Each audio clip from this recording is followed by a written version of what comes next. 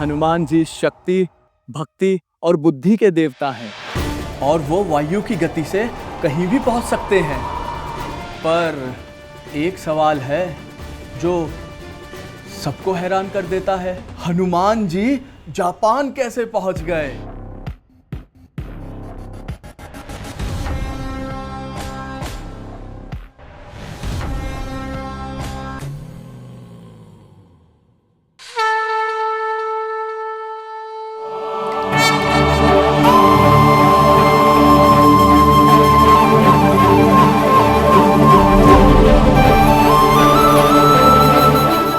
जय श्री राम। स्वास्तिक परिवार की तरफ से सभी दर्शकों और हनुमान भक्तों को हनुमान जयंती की ढेरों शुभकामनाएं। मेरा नाम निर्भय वधवा है। आप सब लोगों ने मुझे टीवी पर हनुमान जी की भूमिका निभाते हुए देखा होगा और मेरा ऐसा मानना है कि मेरे ऊपर हनुमान जी की ढेर सारी कृपा और उनका आशीर्वाद है। मैंने कई बार हनुमान जी का रोल निभाया है, टीवी पर, कहानियों में और लोगों के दिल में। लेकिन मैं आप लोगों से सच कहूं, मैंने हनुमान जी को स्क्रीन पे नहीं बल्कि अपने भीतर भी महसूस किया है।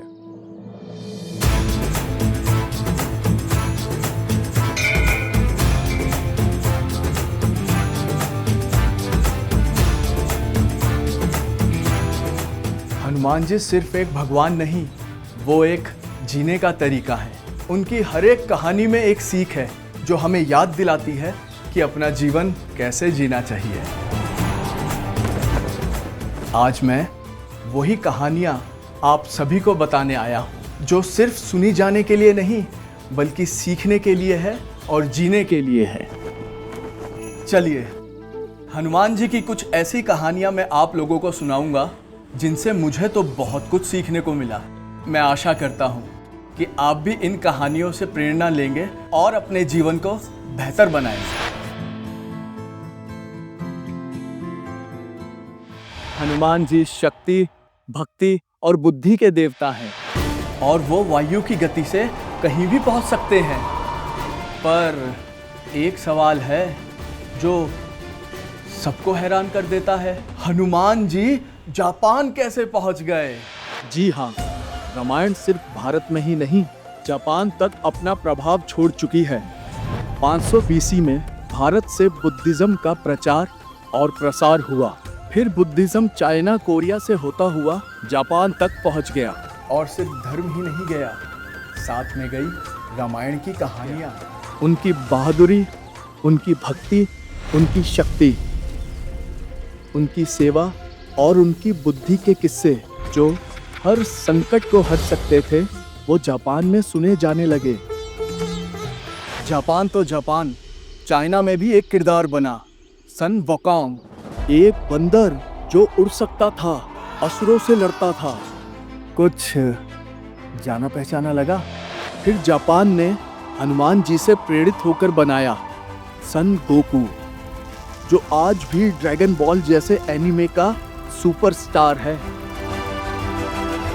जापान के कुछ मंदिरों में पूजे जाते हैं एक देवता कामी, जिन्हें मंकी फेस के रूप में दिखाया जाता है।